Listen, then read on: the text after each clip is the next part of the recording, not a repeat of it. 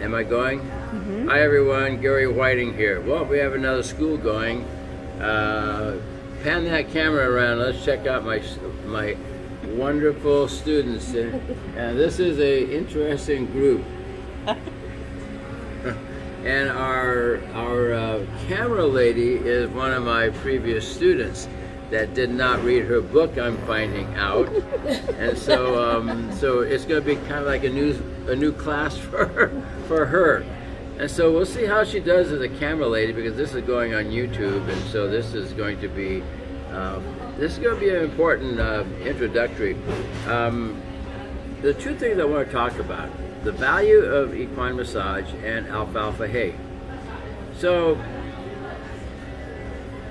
one of the things I'm trying to promote is my in-home study program.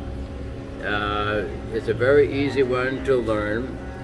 And the reason why I promote it, because it's going to save you a lot of money. It looked like my phone is sitting cockeyed there. What's going on over there? So, I don't know how this is going to turn out. But anyway, so I want to tell you a story about Sandy Collier. I used to sponsor Sandy Collier, and I was on my way to Reno to the Snaffle Bit Futurity. And I got in a little bit late, and of course I knew which horses I was going to work with. So that night, about 8 o'clock, I go to the stalls, and there's a buckskin and a stallion. The buckskin had a nose in the corner, ears drooping, and I go, hey, and he didn't even look at me. I go, oh, what's weird? Something's weird here. So I worked on him, and with about 5 minutes, he snapped out of it and was doing good. I went to the stallion, same thing. I said, well, what's he? He's got his nose in the corner, ears kind of down. I said, what's going on here? So I said, hey, and he just kind of looked over at me. I don't know what's going on with these guys. So I worked on him. In 2 minutes, he snapped out of it. So the next morning, around 9 o'clock, I get a phone call from Sandy. She said, Gary, I love you, thank you so much, I love you. I said, man, it's great when you're loved by Sandy Collier. And so about 11 o'clock, I come back to the barn, and all the girls are going, Sandy loves you. I said, yeah. I said, I got this phone call at 9 o'clock from Sandy, and that's what she was saying. She goes, I said, so what was going on? She says, well, Sandy came in this morning. Those two horses you worked on last night, she thought she was going to have to scratch them. And she sees her horses are happy and back to functional like nothing ever happened. And she goes, what's happening to my horses? He said, well, Gary came in last night and worked on them. So she, now place yourself as a trainer. Think of yourself as a trainer. If you've been taking people's money, training their horses, they're paying your way to these shows, and there's a hopeful here. You got a horse that's going to make it into the finals, a good chance, and then you got to tell the owner of the horse you're going to have to scratch their horse. Hope deferred leads to a broken heart.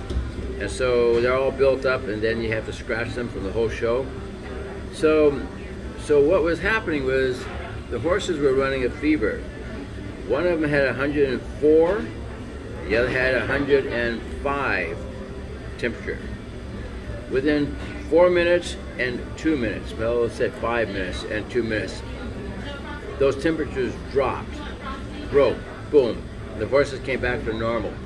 So we didn't have to scratch the horses. That's why Sandy was so excited, because she didn't have to break the heart of the owners of these horses.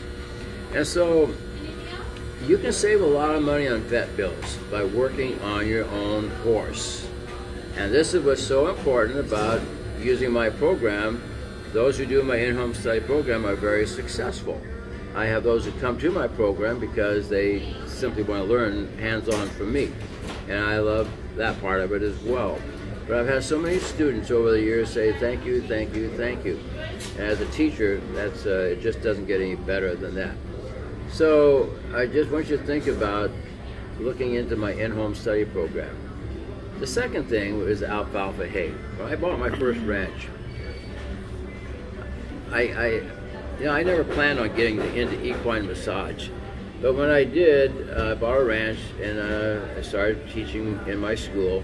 I kept hearing at all these shows I would go to, I kept hearing about alfalfa hay. Some said yay, and others said no. And so I said, well, who do you believe? everybody's an expert. And you know, this expert says this, and then this expert contradicts them, and I go, who do you believe? So I thought, okay, I had a boarding stable at my ranch, so I said, okay, I'm going to do my own tests. So I told the ranch, all the people that had their horses there, that I'm going to take the alfalfa out for 30 days, and I'm going to put the forage in, and I'm going to see if it makes any kind of difference for the horses at all. I had no idea what I was going to find out.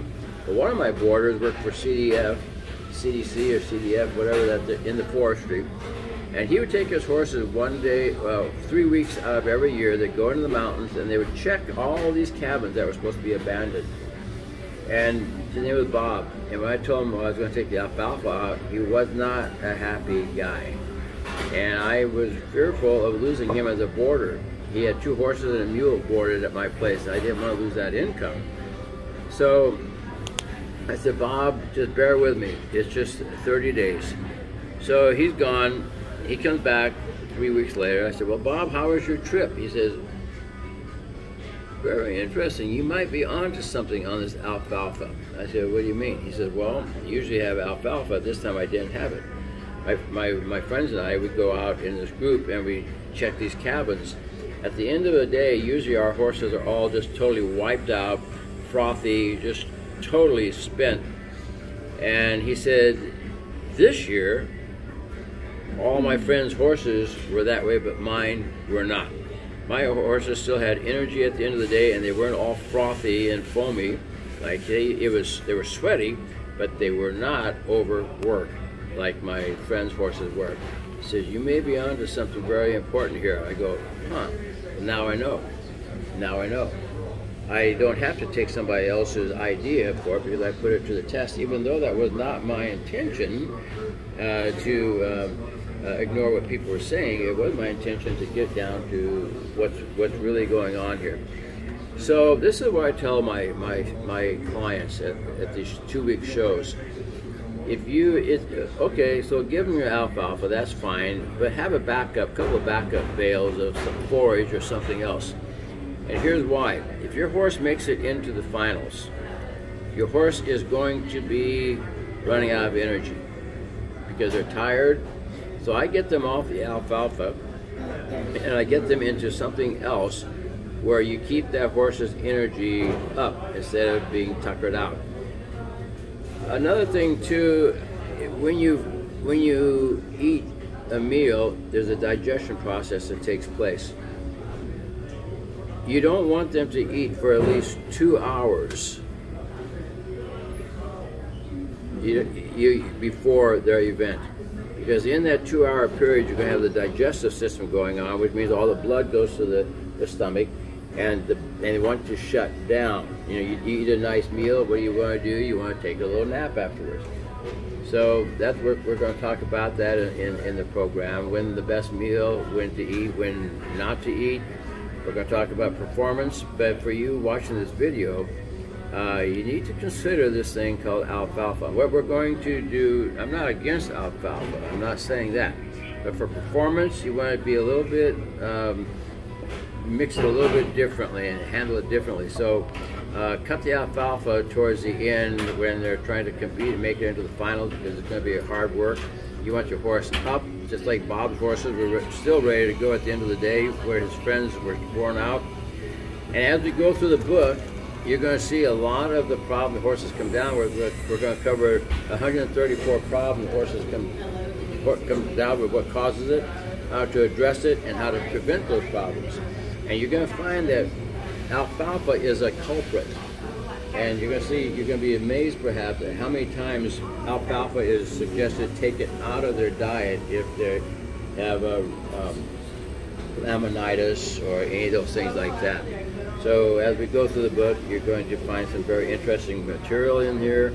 We're going to talk about a lot of interesting, very important. It's very important to be able to prevent, and it's important to know what to do in the event that something happens. So that's my little video. Maybe it's not so little, but Michelle, she's our ace camera lady here, And this is scene 1, take 1. So that's it, and I hope you enjoy it, get something out of it. And if you have questions, go to my website, send me email at info@GaryWhiting.com. My website is howtomassageahorse.com. See you down the road, and if you have questions, give me a holler. That's it.